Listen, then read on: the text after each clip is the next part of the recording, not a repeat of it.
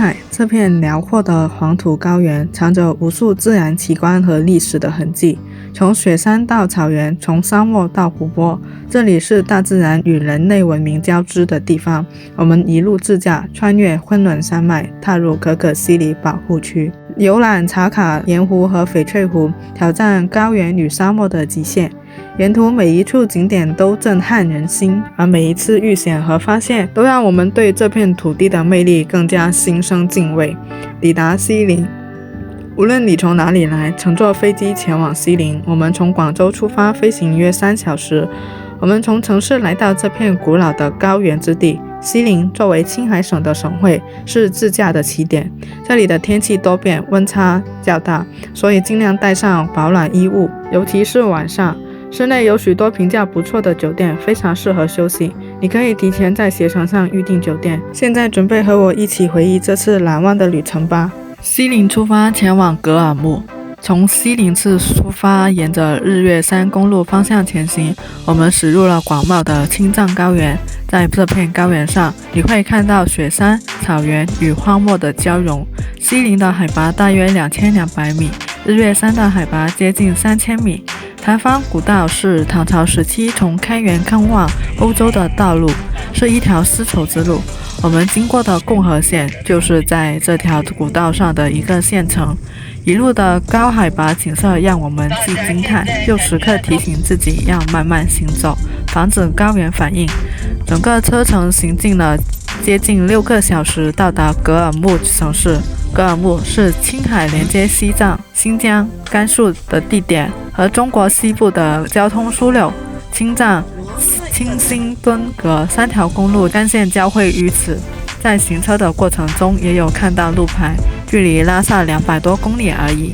有兴趣的也可以沿着公路前往西藏，途中不妨在服务区稍就休息，给身体足够的时间适应。穿越昆仑山大峡谷，从这个坡下去就开始峡谷的穿越，进入昆仑山脉的腹地了。眼前的昆仑大峡谷像一幅自然画卷展开，山川、河流、石林交织在一起，地质演变的痕迹在这里清晰可见。这片神奇的土地，挑战与惊喜并存。这里的路段非常崎岖，尤其是进入大峡谷区域，越野车将成为你安全旅行的保障。昆仑山大峡谷位于格尔木以南70公里处，是昆仑山世界地质公园的一部分。据说它是由地质勘探人员无意间发现的，路牌很小，不容易发现。峡谷内风景特异，蜿蜒崎岖，经由风化形成的岩石层美轮美奂，被许多旅行者称为中国版的羚羊谷。河水清凉刺骨，应要开车或徒步才能进去，遇到雨天就不要进谷了。昆仑山大峡谷的震撼景色让人不禁思考大自然的伟大与力量。岩石的风化，雪山涌水汇成的河流，每一处都展示了亿万年地壳变迁的痕迹。意外的奇遇，偶遇藏羚羊。出山谷后继续深入可可西里，远处可以看到的是祁连山脉。抵达可可西里的雪山观景台，连绵的雪山、刺骨的冷风，还有高原反应。在这里如果有需要，还是吸一吸氧气。一路上绕山而行，直到到达索兰达野保护站，在这里行动像只乌龟，而且还是一只吸着氧气的乌龟。离开保护站后，我们开始返程。由于政策原因，可可西里穿越只能到达索兰达杰保护站。在返程的过程中，我们非常幸运遇到了野生的藏羚羊，而且它们还不怕人。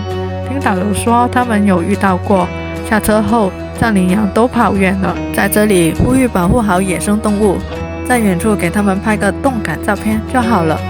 青海高原的气候多变，因此我们提前准备了防寒衣物和足够的水源，时刻保持警惕。艾肯泉也被称为恶魔之眼，因泉水中的硫磺和其他矿物质长期沉淀形成的一个红褐色的圆形，就像是人的眼眶。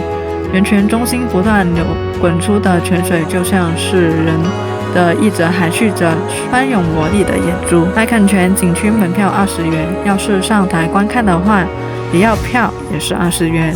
前往观景台的途中有观光车可以进入。据工作人员介绍，在爱肯泉的左边是昆仑山脉，右边是祁连山脉。雅丹地貌就像是进入另一个星球。青海的雅丹地貌是这次旅行的另一个亮点。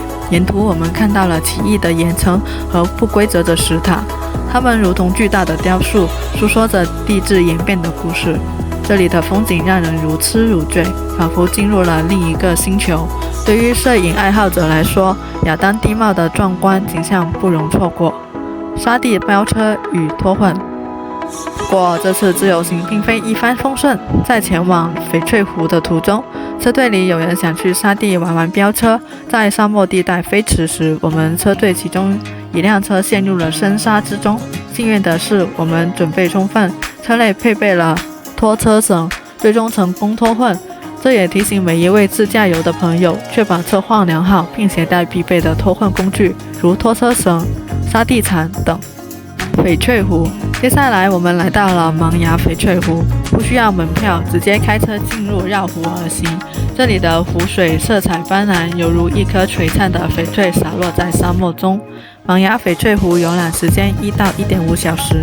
继续前行，我们来到了茶卡盐湖，被誉为天空之镜的美景让我们久久不能忘怀。湖面平静如镜，天上的云彩与湖面的倒影交织成一幅美丽的画卷。大柴旦翡翠湖国家3A 景区，景区门票单价50元，观光小火车也是50元一人。当天有点小雨，第一个湖边有人行道的步道，下雨天温度还低，我们不得不买小火车的票了。在等候其他团友浏览的时候，我们坐在游客大厅里，主要是为了避雨，又不想回车上。游客大厅里一直播放《给我一朵小红花》的歌，然后就突然看到宣传海报，无意间去到一部电影的拍摄地，就当作是打卡啦。看了2个翡翠湖，一个是比较大的湖群相连围在一起，这个是小湖群连在一起。青海湖高原明珠，最终我们来到了这次旅程的高潮。青海湖这个被誉为高原明珠的湖泊，以它的广袤和深邃吸引了无数游客。站在湖畔，看着湖面在阳光下泛起波光，你会深刻感受到大自然的伟大与和谐美。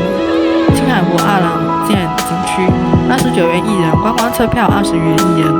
景区很小，1小时就逛好了，但没什么好的景色，真的不如绕湖公路行走，看的还比景区里的多。